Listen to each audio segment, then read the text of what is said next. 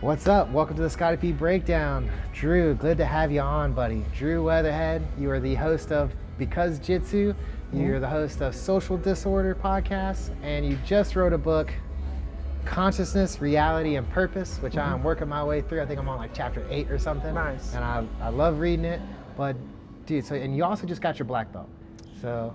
Been about 4 years now. I thought I saw you on a promotion. It'll be 4 years in June. So I got my first stripe is probably what you saw. Oh, okay. Yeah. Sweet. So you just got your first stripe. So Drew, tell me what's going on with you, man.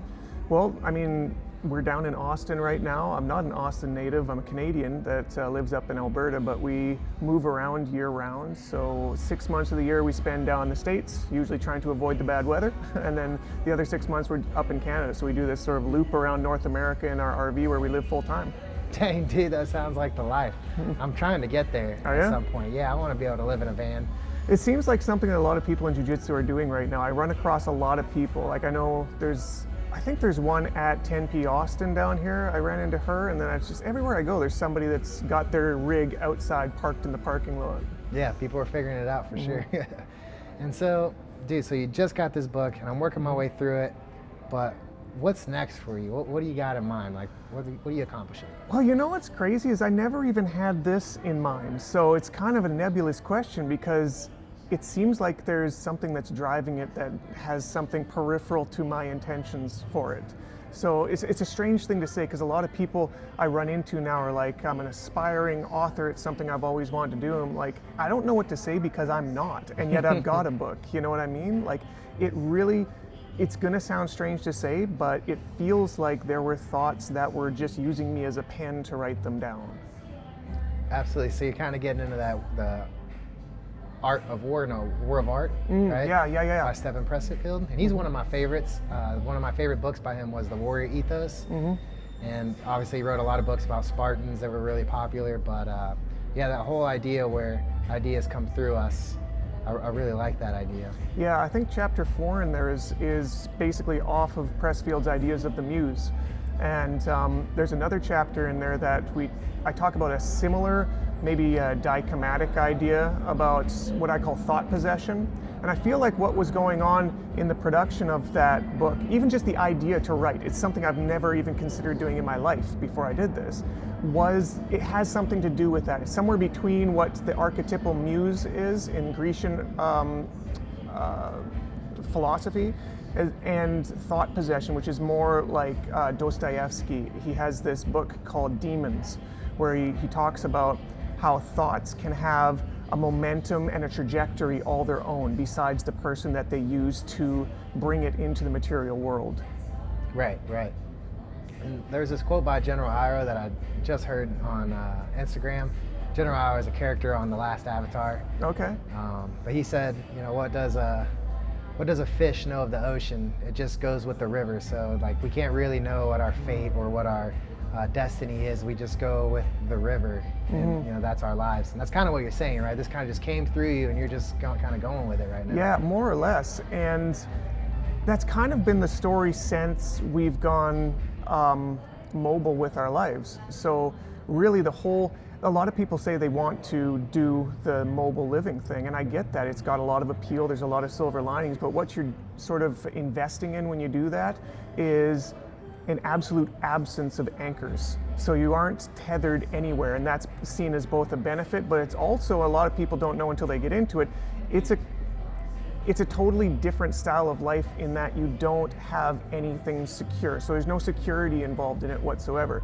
And so there's going to be a lot of extra anxiety based upon the insecurity, but you have to sort of ride that in the same way as, say, you get bottom mount by a black belt, and you just have to sort of ride, like, you're not going to immediately escape the mount position. Maybe you can. Most people are stuck there for a while and just have to survive it and deal with it. And if you panic in that point, that's where you're going to lose. That's where things are going to get detrimental, and you have to learn to really, speak to your point, ride the waves or follow the flow, because you really don't have a lot of other options. And so I think that, like a lot of things in life, is its own muscle that you can get better at the more repetitions of that you do, where you just allow yourself to be blown by the wind and stop. I mean, it's a very Buddhist mentality to try to not project your control onto the world, but just allow things to happen and create your control within yourself to them. So you can measure your reaction to events instead of trying to create or prevent the events from causing action. Interesting. Right. No, I totally did what you're saying. It almost seems as if the idea of like imposter syndrome is almost the same thing, right? Where you're saying you don't really believe like you're an author. In my eyes, you're an author, dude. I mean, you did it. So, you know. Yeah, it's certainly a lot of imposter syndrome, but it's been like that. I mean, it's been imposter syndrome since I had my black belt too, and all sorts of different times. I have a journeyman ticket in welding, and for the first couple of years, I was like, I'm a journeyman? I mean, I thought I was an apprentice for the last 3 years kind of thing. And it's all these different types of grandiose achievements, whatever you want to call them, something that is considered laudable by somebody else. Now you feel like there's almost an onus on top of you. It's like, oh, I got to be that now. One of the interesting, I've been getting deep into philosophy, obviously, with the writing of the book, but also just leading up to the research of, and since then sort of progressing all these thoughts further, is I think it was Alan Watts, who was a philosopher out of the 70s. I think he was British, but he came from a lot of Eastern theological and philosophical ideas that he brought into Western society during the hippie movements. And from a very like clinical standpoint, he wasn't, you would listen to him and think, oh, this is a very well-spoken, well-understood individual. One of the things that he was talking about, I lost my train of thought. What were we talking about just before this? We were talking about imposter syndrome? Yes, imposter syndrome. The whole idea, he would say, of having an identity when it comes to the things that you do is itself a falsehood or a tripping block. So if you had a thing that it was to be Scott, and then you added something to that, now you have this thing that it is to be Scott. But weren't you Scott before that thing came? Why do you have to change what Scott is just because you have a black belt now, or just because you have a book now, or just because you have a welding ticket now? All it is at the very least just an adornment on top of what Scott is. Yeah, man.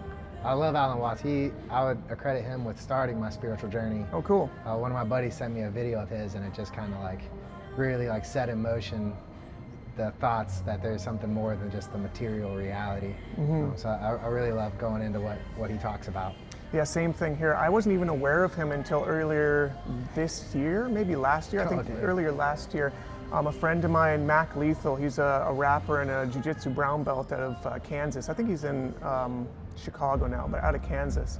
I met him there and we're hanging out, and he recently became Hindu, like maybe a year or two ago. So he's fairly new to the theology, and I know virtually nothing about Hinduism before I started talking to him about it. And what's wild is so many of the ideas that I was already writing about in this book are basically modern iterations of what are ancient thoughts when it comes to simulation. And I mean, I knew all of the modern thoughts around Nicholas Bostrom and some of the people, Rizwan Virk out there, that talk about simulation and simulated multiverses, etc. But then it turns out that the Hindus have been talking about that for over 3,000 years. Yes. And so listening to him go back and forth about some of his beliefs in that way, and he was the one that introduced me. He's like, you got to listen to Alan Watts. His introduction was, if you like Joe Rogan, he was basically the Joe Rogan of the 70s. Like, if this guy had the ability to have a podcast, he'd be the #1 podcaster. 100%. Yeah, so he sent me this introduction to Hinduism, or really to Eastern theology in general, as a dissertation from Watts. And I was like, that makes a lot of sense now. Yeah, I mean, dude, just to geek on Alan Watts here just for a second, there's a book that he wrote, I think it's called The Book, I think. He's got a bunch of books, but he pretty much predicted cell phones before phones were a thing. He was saying we'll have a device in our hands, it'll bring stuff to us, and we'll be able to communicate with anyone in the world. So just in the 70s, like they didn't even have anything back then, and this dude predicted cell phones that would deliver food, items, everything.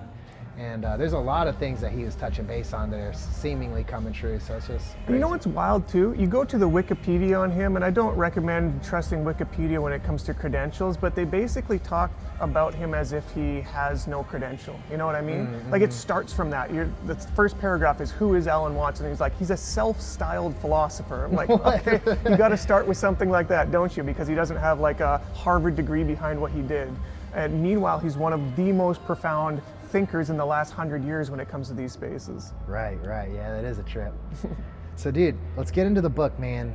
Like I said, I'm working my way through it. Yeah, you're almost done the first portion. Yeah, I think actually I might have gotten into the second portion, I think. Okay, so I mean, the portions, the whole format is in the name itself: consciousness, reality, and purpose. And the first 9 chapters, they're all 9-chapter segments or portions. So the first portion is 9 chapters on consciousness, next are 9 chapters on reality, and the last one is 9 chapters on purpose. Okay, so I'm on chapter 9. I didn't reach the second one yet. Okay. I think I'm getting more into the dream stuff. You're gonna get into the trippy. Right. And so, dude, about the trippy. So one of my ideas in the long term is to talk about movies. I've always been a huge movie fan. When I was growing up, I had no one. My mom was working 2 jobs. I didn't have a dad, and it was just me and my brother. And we had a bunch of movies, and we would watch the same movies over and over again. And anytime there was a new movie, we'd get it immediately. That's just what you do when you're, it's 100 degrees outside, and it's just you and your brother, and you're 9 and 10 years old. You just Where watch was this? movies. Were you in California? Savoy, Texas, which is Texas, like, it's by Oklahoma. So I spent a lot of time outside, but I also spent a lot of time watching movies. And one day I had a psychedelic experience, and it kind of just like sunk into me that all these movies that I watched were more than just content, that they were trying to portray our reality back to us in a complex story form. And it just like started like as if like a quick flash of all these different scenes of movies, and it just like clicked in my head that this wasn't just Toy Story isn't just this movie about toys. It's speaks to more something more true about us in our reality. And you made a connection in this book with the sleep paralysis. And so if you don't know what that is, that's when you have this you're in this weird consciousness state to where you can't move, but you're still experiencing, right? And that's extremely scary for most people who experience that. And you tied it to the Prisoner of Azkaban, Harry Potter, the Prisoner of Azkaban, and the Boggart, where this thing hides in a closet and it's just like a shadowy form, but when it comes out, it takes the form of the biggest fear of the person that's looking at it. And you said that's kind of what you were feeling the presence of in the sleep paralysis. Yeah, so you kind of have to break, and I do in the book, you break it down both from the experiential side of what it is to feel this experience, but then there's a lot of science and psychology behind what they think is happening while this is happening, and then there's the metaphysical side of it. And I think that the full picture resides within that holistic framework. And most people, again, speaking to Wikipedia or wherever you want to get your clinical ideas about what's going on, will just only focus on the primacy of the scientific, right? So what's happening here is your brain is doing this and your body is doing that, and therefore there's a disconnect because of A, B, and C. Meanwhile, though, the actual experience of it is something that does not have any of the hallmarks of what people would classically call a hallucination, which is typically how science likes to categorize these things. Oh, you're having a hallucination, kind of akin to seeing an oasis in the desert, This is something that's not there that you kind of think is there. It's like, no, what you're experiencing is a absolutely vivid experience. If people have had lucid dreams, very similar, except you're not in your mind in the sleep paralysis, you're actually in your room that you're sleeping in. You wake up, your mind wakes up, but your body remains asleep, because what you do when you're sleeping physiologically is your body goes into a state called atonia. And atonia is a functional paralysis where you literally cannot move your body. And again, science presumes that's because you don't want to act out your dreams while you're sleeping or you injure yourself. Sure, I get that. But you wake up in this sort of halfway state where usually when you wake up, you can move your body because you immediately snap out of atonia. You don't snap out when you come out in a sleep paralysis instance. In that case, your body is still fully paralyzed, but your mind is awake. So you're looking around the room because basically all you have is autonomy over your eyes, which interestingly to note biologically are part of your brain. It's actually the same organ essentially. It's directly connected. So your mind is active, which means your eyes are active, but you can't move anything. And so in that experience, again, the book talks to the scientific, but the metaphysical is that almost across the board, people have this experience of another presence within the room with you, and that it is a malevolent presence. It's something that wishes doom, harm, and death upon you. It's like, this is the actual prototypical definition of what a nightmare is. The term nightmare came from the Middle Ages, where the word mare was synonymous with witch. So a mare is a witch, and so having a nightmare is a night witch. And the whole idea behind a nightmare back then was that there were stories of in the middle of the night you would wake up and something is on your chest trying to strangle or suffocate you, and that was a nightmare. that's the classical description of sleep paralysis, because one of the symptoms of when you awake and you're in atonia, but your mind is scrambled and you don't know what's going on, you feel like there's something that wants to kill you in the room, that sometimes you can see a figure, sometimes you can't. But that type of panic mixed with a body that doesn't react to that panic, because usually when you're panicking, you would have hyperventilation, you'd have the ability to move. You have neither of those things. So the feeling of extreme panic without the ability to hyperventilate, these very slow breaths like you're sleeping, makes it feel like you're suffocating because you want to hyperventilate but can't. So your mind makes you believe that you're being choked or something is sitting on your chest like a heavy weight. And that's kind of where traditionally the idea came from. But then the way that the book ties it into what happened in Harry Potter through Tolkien, Rowling, through Rowling, is there is this creature in her book that she calls a boggart, which it turns out comes from, I think it is Irish lore in fairies and the fae. Boggarts are a type of fae, I guess. And they, at least prototypically, they feed on the fear of somebody. So they need somebody to be afraid to feed off of them. And I just found it very interesting, the parallels between what was in the movie and then what was in the experience. And I feel like they are one and the same, that Rowling basically used that as an archetype for what a boggart would be in the Harry Potter universe, because basically everything that she describes is an immediate mirror or a dual of what the experience of sleep paralysis is. Right. There's a lot of ideas about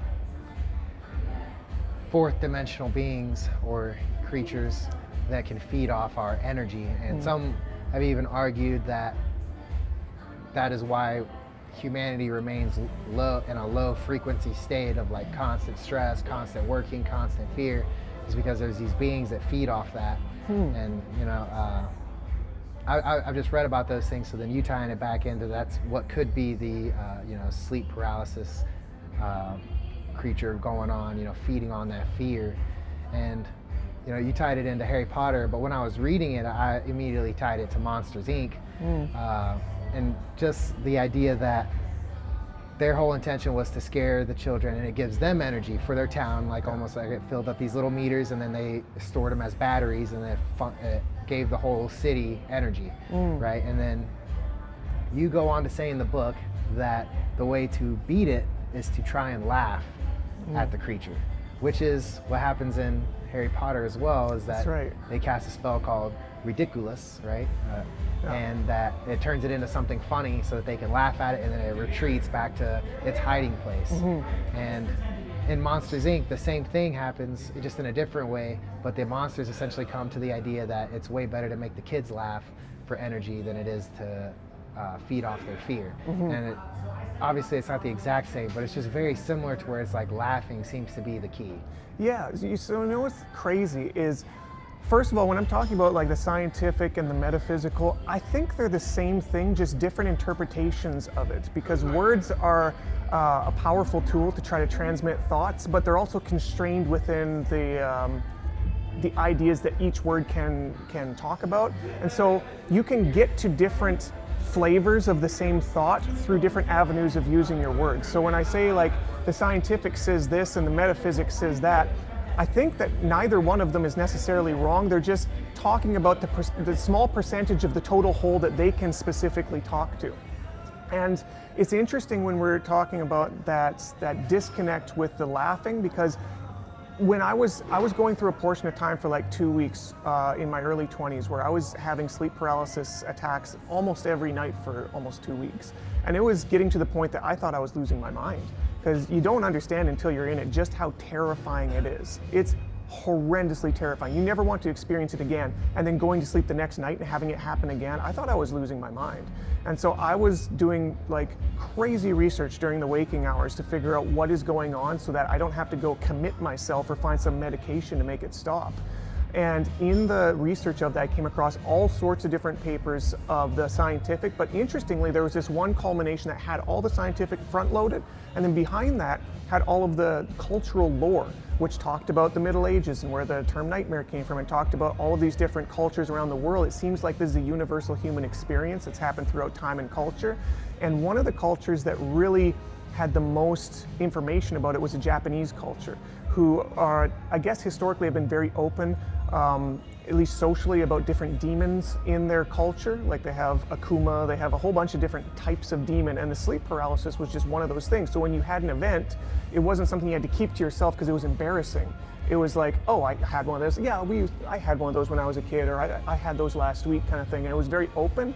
And I think that openness allowed for their society to come to this conclusion that you can actually, there's an antidote while you're in the midst, while you're in the throes of a sleep paralysis episode, which I never found anywhere else. I looked fucking everywhere and I could not find any way to make it stop, which was the one thing I wanted to do. First of all, I want to know what it was, but second of all, how the hell do I like Control Alt Delete this while it's happening?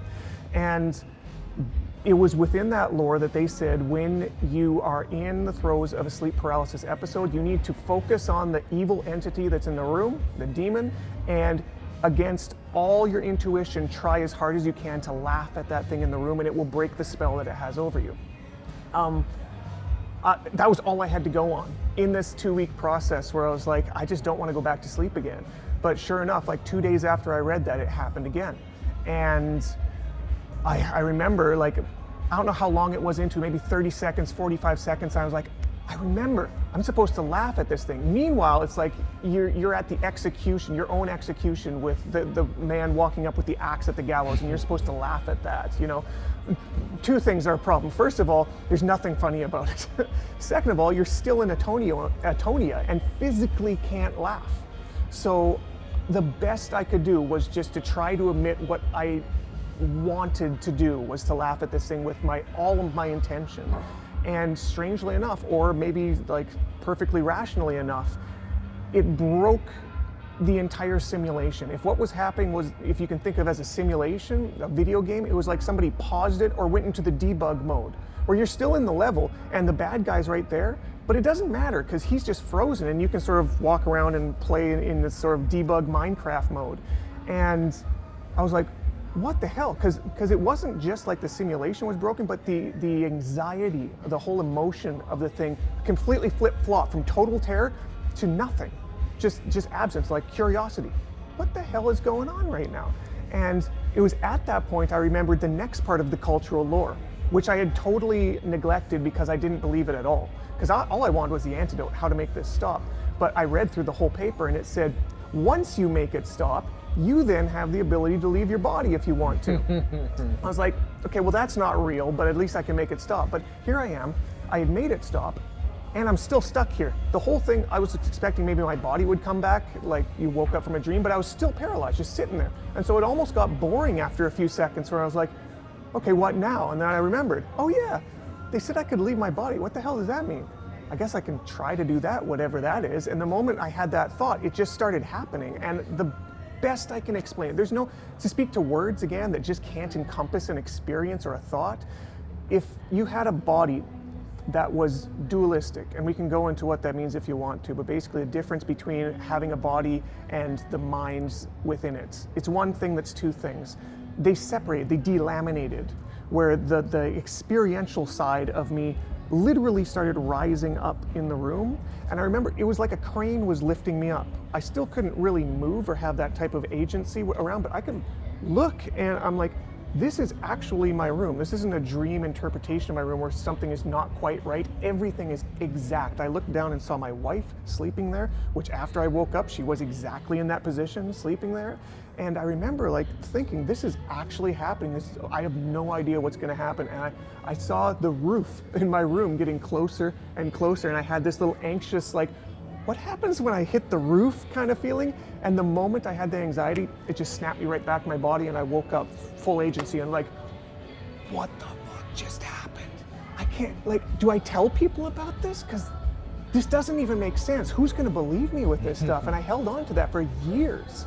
And finally, like throughout all of these other type of esoteric and metaphysical and philosophical endeavors, I was like, I think that this is a real thing, that there is something to it. And to speak to your idea of like different 4th dimensional or extra 3rd dimensional experiences, I talk about this in the reality portion that you're going to get into, is that the entire physical portion of the universe that we know of. The entire universe of everything that we know that's out there, that is material, so mass, things that are matter, accounts for only 5% of the known universe. That is to say 95% of what the entire universe is cannot be experienced by our five senses. We don't even know how to research it except to know that it's there. So who are we to say with all hubris that our 5% is the only real part, or that all sorts of other realities as real and as vital as our 5% are in each 5% within those 95, or maybe in each 1% of those 95. Who knows how many other laminated realities not only exist in tandem, but interact with us on all sorts of levels that our five senses can't experience. Yeah, dude. You remind me of the shamans from South America that are notorious for being able to actually maneuver through the DMT state, whatever that may be. Yeah. But if you've had a DMT experience, the number one thing that everyone comes back with is that there's more to reality than what we see, because you know that what you saw is real. It's just, you don't know how you got there or what brought you there beside the drug, but that it's there because it was one of the most real things that you can experience. And supposedly, right, so like DMT is mostly what Americans have an experience with, because it's like a broken down form into a crystal and you can smoke it, and it's very relatively short, 10 to 15 minutes. But the South American shamans are known for ayahuasca, which is something that gets processed by your liver, and the experience can last up to 9-10 hours, maybe even longer.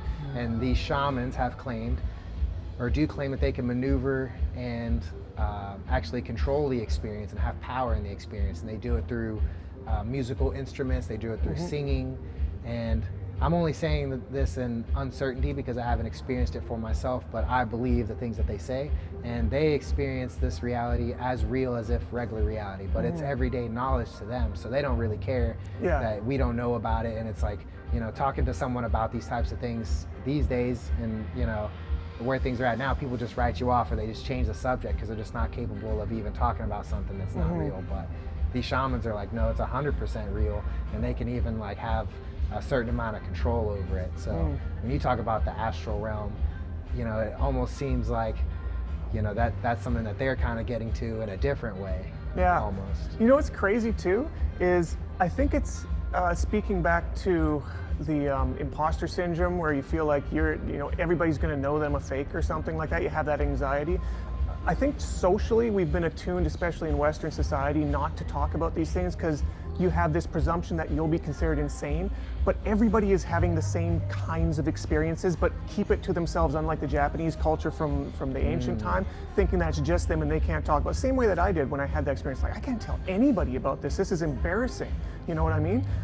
Meanwhile, while we were out getting this drink just 20, 30 feet away from here at the bar, we were kind of talking about this whole idea of sleep paralysis, and the guy right beside us is like, I've had that exact experience. He appeared out of nowhere to me. Appeared out of nowhere. This guy just from? popped into the simulation. It's like, brother, I had the exact same experience. Not only, I've talked to lots of people who've had different sleep paralysis experience. He's the only other fucking human in planet Earth I personally talked to that said that he did the astral projection afterwards. I was like, who are you? You don't even know me. I don't even know you, but you're telling me, you're qualifying my experience I had like 15, 20 years ago at this point as, yeah, I had the exact same thing. Like, I think that there's so much going on that is hidden under the guise or the blanket of culture, where we're not allowed to talk about what goes underneath, and that's poo-poo, woo-woo nonsense, that most people who are listening to us talk about words like baggage words like vibration or dimension or anything that's like astral, any of those things are like, oh, we can tune out when those words come on. Again, the power of words, right? They don't want to qualify the ideas because they're not allowed to, because it's considered embarrassing, right? We're not allowed to talk about the embarrassing things because that means you're stupid. Then going down into South America or even into Mexico, actually, I've got a friend I had on the podcast recently here, David Zuaboda. He's a blue belt, but he's a doctor of kinesiology. He gave up his his practice in kinesiology to take up. Talking about David? Yeah, you know David? Yeah. There we go. I just had him on my podcast and I was on his. And he now full time has a business down in Mexico where he helps to facilitate people to have ayahuasca experiences with the shaman that are down there. And so he explained this all to me, because again, I haven't had any experience, same like yourself. So I'm just like, I want to tell me what is going on with this, because I want to know.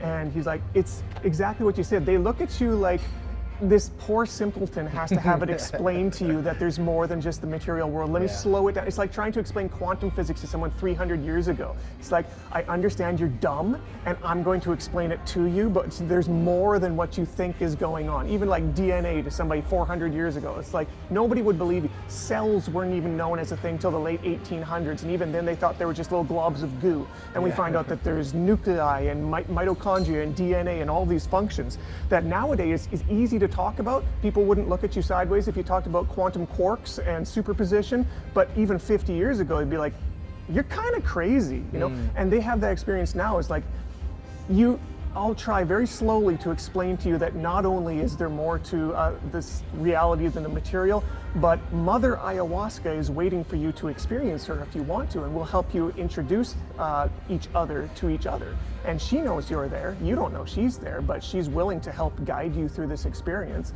And they talk very like, in a very personified manner, not because they're personifying something that's inanimate, but because they're putting the correct term or tense upon an entity or experience or energy that has consciousness. They talk about tobacco as having a grandfather consciousness that they will also add into the ceremonies if somebody needs to calm down, because he's very reassuring and wants to like help you along the way. And it's again, they will talk about this as, of course, I have to slow it down for these stupid Americans, but everybody knows around here. And the question comes up because ayahuasca is one of those things that scientifically makes no sense that humans even figured this out, because they come from two different plants that have nothing to do with each other in the Amazonian rainforest. And there are maybe millions of different species of plant in the Amazon rainforest. They haven't even all been discovered. It's just, there's too many of them. And there's only two that we know of that interact in the way to have the exact effect we're talking about. How is it that these backwoods bush people figured this out thousands of years ago? And they, with all honesty, without any sort of pretense, they say, well, they told us so. Like, the plants told us. How else would we know? Stupid?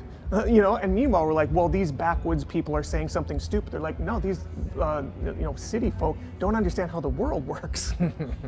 Absolutely. Yeah, dude, it's a trip. And one of the things I wanted to bring up, we kind of got into the DMT thing, but one of the things that I wanted to circle back to, have you heard of the song Fireflies by Owl City, I think it is? Yep. Have you seen the music video that people have paired up with that one? Years ago. There was a specific video that Spirit Science did about them, and I'll put like a small clip so that people can see what I'm talking about, but it essentially animates the song Fireflies to be about astral projection. And man, if you listen to the lyrics, you don't know what the heck they're talking about. I mean, it just seems like a catchy kind of like song where they put like words together, but if you just try to take it for like what exactly are they saying, it doesn't make any sense, right? It's just like flying around like fireflies, blah, blah, blah, like, you know, being free, flying around, doesn't make sense. But man, this animation that Spirit Science did, which is a very popular YouTube channel that kind of explores the, you know, the combining of spirit and science, and it animates it to being, having an astral projection experience. And dude, that was like a mind-opening YouTube video for me, because I've heard the song before and it was catchy, but it didn't really make a lot of sense to me. And seeing it animated to astral projection, I've never even had an experience of it, but it just makes so much sense that these people that made this song were definitely talking about astral projection. And I've definitely noticed in my own life that there are a lot of songs that speak to, you know, higher concepts of thought, but it just goes under the radar as just like, you know, clever lyrics or something. But when you have, again, it's like one of those things where almost like you hear it a lot in alchemy, that the words don't mean anything to you unless you've had the experience. And I've definitely had that understanding with a book that I read by, it's called, his second book was called A New Earth. The first one was called, I'll put up a picture of it on the YouTube video, but it essentially is supposed to be like the #2 most religious book sold ever. Oh, wow. And right under the Bible. Oh, wow. But this dude, he quotes these critics that talked about it, and they all say it's just a bunch of hoopla and doesn't really mean anything. But I read the book and it made a lot of freaking sense to me. It's just like, what this dude is talking about, I've experienced, and it's not just a bunch of hoopla. It's not just random words put together. They mean something. And so that kind of, I don't know if you know what I'm talking about, the astral projection, if you've seen anything in our reality that kind of portrays that it's actually a lot more real than we think. Well, yeah, I mean, just allowing yourself the latitude to believe it's possible, I think, is a necessary precursor to even be able to walk through that door. I'm not saying to be able to astral project, you have to believe in it, because I didn't know it before it happened, you know what I mean? But to be able to allow those thoughts to play around with and explore within those thought spaces without saying, oh, this is hoopla, and just not even going through the door, you know, because then you are proudly admitting your ignorance, saying, I am so smart that I'm not going to actually explore this. I can just write it off right away and carry on with real stuff over here, where all this stuff can be over in that embarrassing corner we're not supposed to talk about again.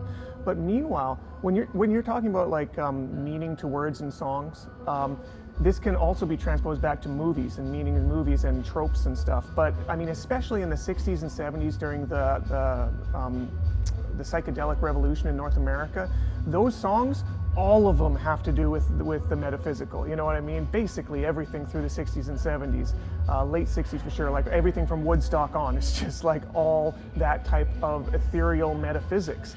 And that is the time of Alan Watts. That's the time of that spiritual reawakening in North American culture specifically. Mostly, all of this stuff just got transposed from the East that had been talking about this for thousands and thousands of years, to Confucianism, Daoism, Hinduism, Buddhism. You know, this is not known stuff over there, but it just got reimagined and rediscovered in the generation in the 60s and 70s, and that's why you see those types of convalescence within the lyrics that they use. But also, coming back to movies, how we can see like, oh, this reminds me of that, or because I've had this experience now, that makes more sense. This comes back to a lot of what Carl Jung, who's a very well-known philosopher and psychologist in the same time period as, I was going to say Nietzsche, but yes, but also... I thought Watts was around the same time. No, this was more in like the 30s through the 50s. Freud. Freud and Jung were contemporaries, and they kind of they came up together and then kind of bifurcated away from each other because they had differing thoughts. But the school of thought that Jung really solidified and kind of accentuates his thought space is what he calls archetypes. And so there are true archetypes, and if you can talk to those archetypes, whether it's the king, the jester, the joker, the hero, the magician. The magician, the mother, all of these things are archetypes that no matter what culture or language you come from, make sense as a human. You can understand that. That's why big stories like through the Bible, through the Quran, through George Lucas's work, through the Hobbit, through Harry Potter, exactly. All of these make sense and become cult phenomenons because they are archetypically true. Peterson talks a lot about archetypes for this reason too. Pinocchio, same thing. There are truths to this that mirror reality, or at least the human experience on the lifestyle, like the arc of the hero, etc. This makes sense because it's a lived experience. The details don't matter. The broad strokes are broadly true, which is why you can see the correlations with these experiences once you've had them. It's like, oh, of course that's what they were talking about, because they either had this experience or someone they knew did, or they studied this and just wanted to present it in a way that wasn't as dictatorial of this is what's going on, very science imperialism, but more of a metaphysic projection, whereas like, I want to present this as an art, and you can interpret it however you want. You can add your own words or thoughts to the thoughts. I'm trying my best to squish into this tiny little word and song to push out there, and hopefully you can break it open and allow it to breathe again. This is, speaking of Alan, one of the dissertation my friend sent me of him, he talked about how this is true in the Christian faith through the Bible. There are basically two types of passages throughout the whole Bible, from Genesis to Revelation. No matter what type of passage you're looking at, it's one of two things. They call them cataphatic or apophatic. Apophatic, I hope I don't get this backwards, I'm a little dyslexic, but I think apophatic has to do with what is true and what is like a hard, definitive statement, like God is an apophatic statement. Whereas something that is more not anecdotally, but like an analogy, that would be called a cataphatic statement or a cataphatic verse. So it would be giving parables or something that's a picture or a story that's being painted that's not literally true. But you don't have to believe in the scientific truth of Jonah being eaten by a whale to understand the cataphatic truth that he's trying to present through that scripture. And I think in that, when you understand those difference in definition, you can see there's so many similarities to all of the major religions and beliefs out there that are just too unified, again, archetypal, to just wipe them all off as, oh, this is all just hocus pocus nonsense. We do science now, because you're missing the big picture, because those types of thoughts, the theological, that can then be branched into the philosophical, that some of it can be branched into the scientific. You can't expect science to try to define what theology is or what philosophy is, because it's not its place. Just the same way that the Bible shouldn't be looked at as a scientific manual. It's not its place. It's not what it's trying to present through the thoughts and the way that they're emitting them. Yeah, man. Dude, I'm having this experience lately, and it's kind of very in tune with what we're saying, and I'd like to hear your thoughts on it, but in the same sense that there's some things that you can't understand until you experience it. I notice this happens a lot with words specifically. Like someone will say something to me and then explain it what exactly it means, and then all of a sudden I hear that word everywhere. And one that I just heard now is trope. I've never really heard that word before. I could have swore. And my brother he's like trying to write a book, and I was telling him about the hero's journey, and he's like, that sounds like a trope. And I was like, well, what is a trope? And he like explained to me, oh, it's like a fundamental piece of a character. Yeah. He tried his best to explain it to me, but dude, since he told me that, all of a sudden that word was appearing in your book, and then you use it, and then someone else used it, and I was just like, to my recollection, I've never heard that word before, and now it's like every other person is using it. And I've had that happen before where like someone explained to me what MacGyver meant. They were like, oh, you just MacGyvered that thing. And I was like, what the hell are you talking about? And they're like, you've never seen MacGyver, you have no idea, right? I had no idea. And then they explained to me, oh, it was just a show about a spy, and he would jerry-rig things, and they would say it was MacGyvering something. And I was like, huh. And then it was like all of a sudden I would hear that term being used all the time. So it kind of like is very similar to the experience thing, where it's like until you've had an experience where you felt something or you saw something, it's like those things just never even come within your awareness. They might even be there, but you're just like not able to perceive them. That's a big thought right there, because I think that can be branched out on every single level of what possible total reality is your ability to perceive it is everything. And in fact, as you get into the reality portion that's coming up next in the book, you're going to find out, like I spend most of my time in all of these different focuses on each of those 9 chapters to try to disabuse you of what you think reality is.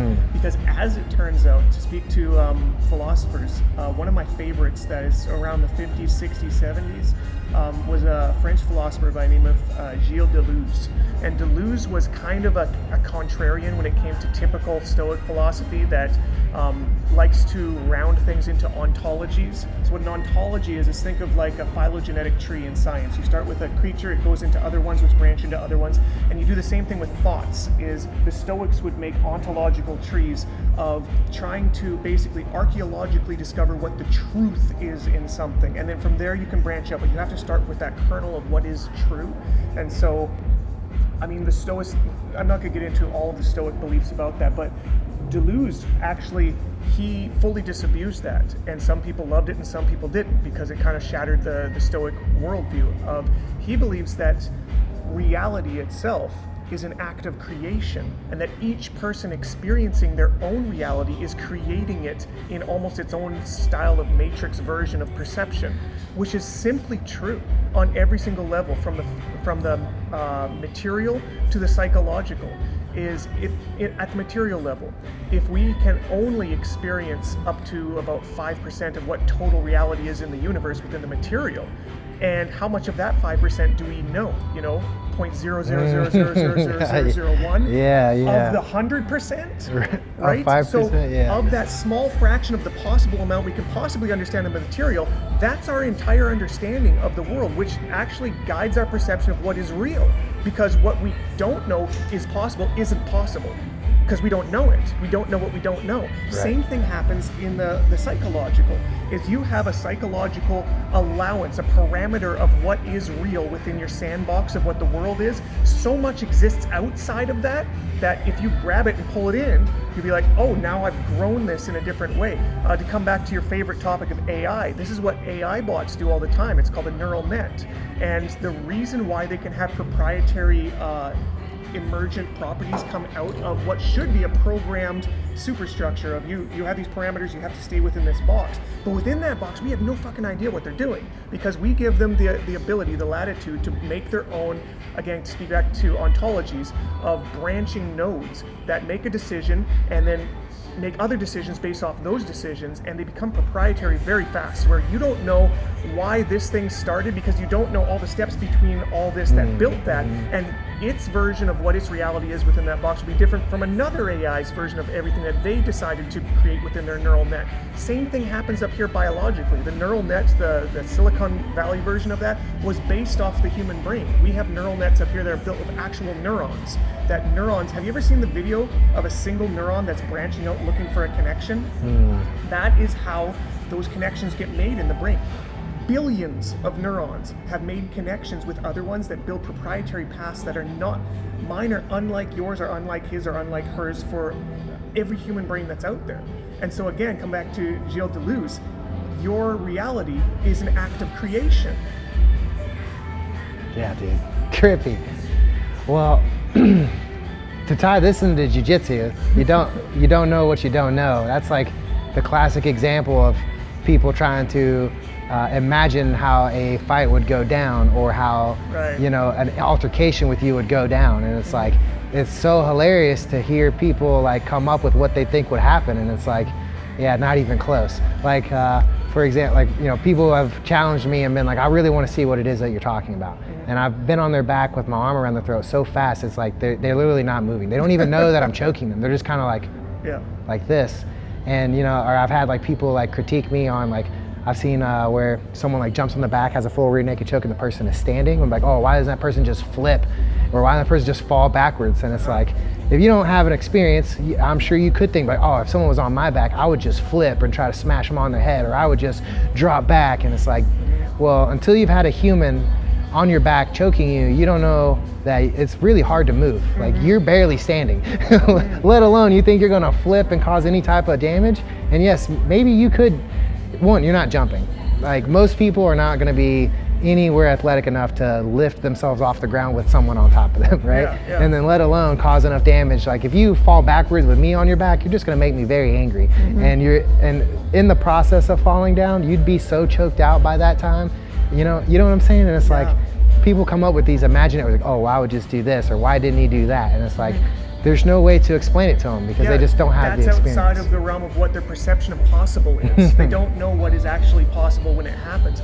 And to stretch the analogy further, jiu-jitsu is a great example for emergent pathways. It's basically its own net of proprietary ontology, because you may know all the moves that you know, but you don't know which ones you're going to use in the moment until the moment comes. So you, speaking of an act of creation, every single role you've ever had has been different from another one. Even if you had it with the same person, even if you use the exact same techniques in the same order, they're for a different reason every time, because they're moving in not quite the same way. They can't possibly. It's a proprietary experience every single time, which then just, again, it makes you wonder what all total possibility is, and what other possibilities are out there that you've never had, that how could you know unless you had them? Right. Yeah, man. Reality is a trip. Yeah. And speaking of, we good, buddy? Finish, do your thought, and then when you're doing the wrap up, hit his book. Cool. Yeah, well, I'll finish this thought and then we'll do a wrap up.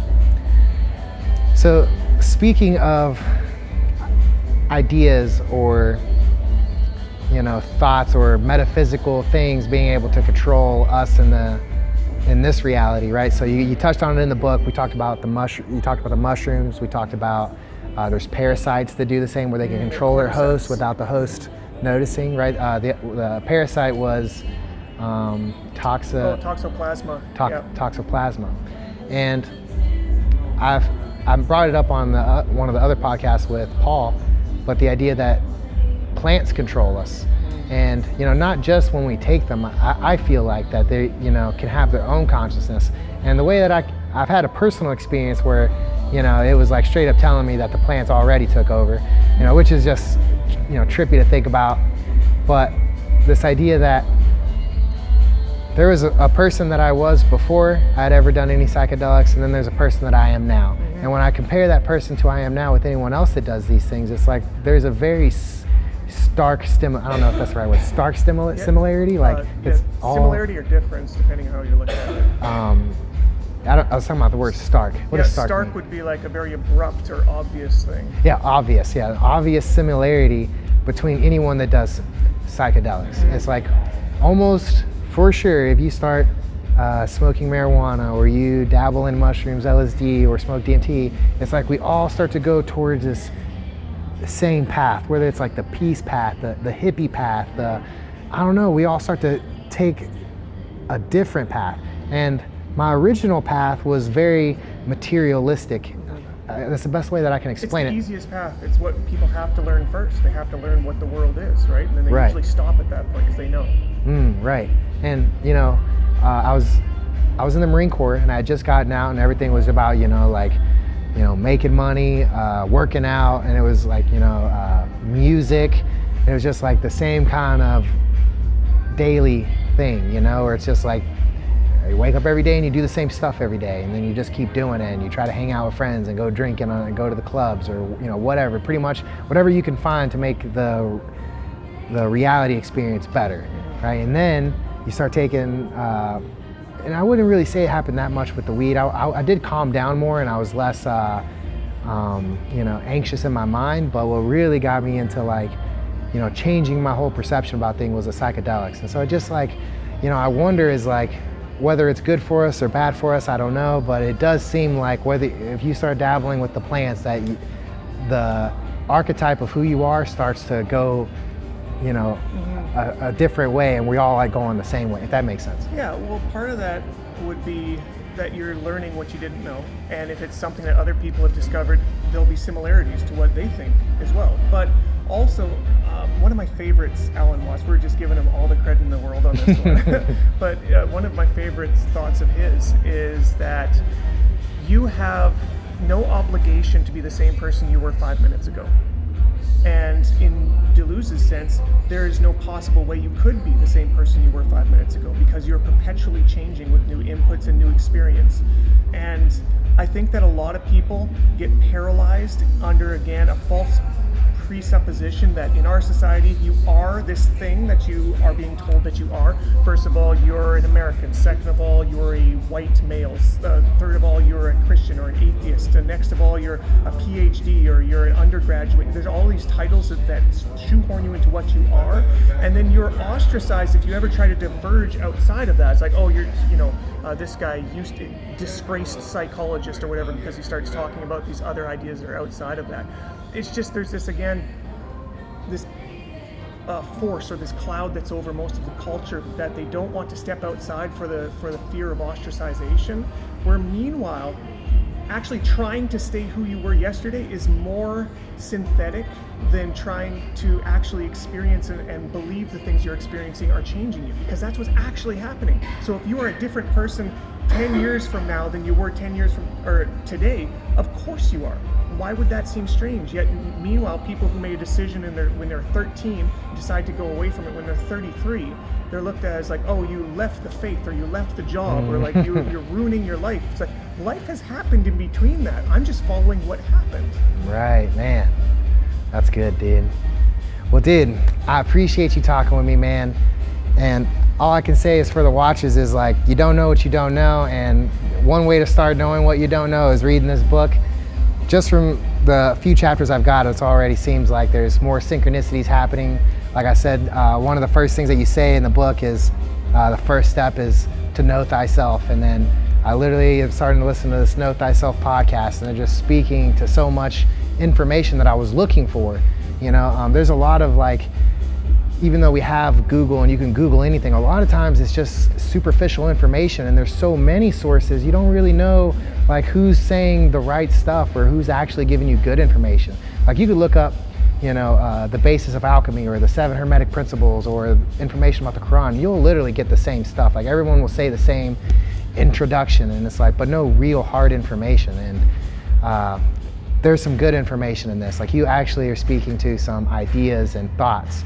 It's not just like, oh, one idea is the law of attraction, right? Or it's where things can just seem so simple. You hear a lot of people say words, but they're not really saying anything, if that makes sense. Yeah. But here, I really felt like I was getting information, so. Well, I appreciate that. It means a lot to me because it has just recently released, so I haven't got a lot of feedback on it, but this sounds similar to some of the other people who have read it and said similar things. So I'd like to take that as a compliment, but at least in my mind, it means that I did whatever made me do this, do it right. Right. Well, dude, I want to ask you one more question. So if someone is looking for more information, I know you said put purpose, so I guess I got to read that chapter to figure out the purpose part, but if someone is wanting to read your book or someone is looking for more information about what the first step that they could take to learning more, like what advice would you give them? Man, that's a great question, because really it comes down to, if you're asking yourself that question, that's a great start, but there's probably a reason why you're asking yourself that question. Be honest with yourself and look at what that reason is. Is it because you're afraid of doing this, or is it because somebody says you shouldn't do that? Listen to that intuition, because if you're having those feelings, it's for a reason, and honor that reason and allow it to expand even if you aren't sure about it. And then you'll have that experience. It'll lead you down to these paths and these types of discovery channels that wouldn't be available to you if, again, you just cross it off the list wholesale before ever trying. 100%. Drew, I appreciate you, brother. Thank you. Guys, we'll see you later. So thanks so much, Scotty, for having me on. And if you want to check out more of my content, my book is available on Amazon in all sorts of different formats: Kindle digital, paperback, hardcover, and Audible's coming soon. And check out my podcast. I run it 5 times a week, every week. It's a social disorder podcast. Or if you want the memes, check me out on Because Jitsu on Instagram.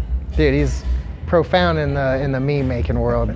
Were you the starter of it all? It seems like you were like the first person that I like. One of the first adopters. I think BJJ Problems was the first one. They were in 2012 and I started in 2015. Hell yeah. Well, yeah, guys, check them out. We appreciate y'all. Hell yeah, dude, that was cool. Fun. Dude, you down to get some tacos or something? Hell yeah.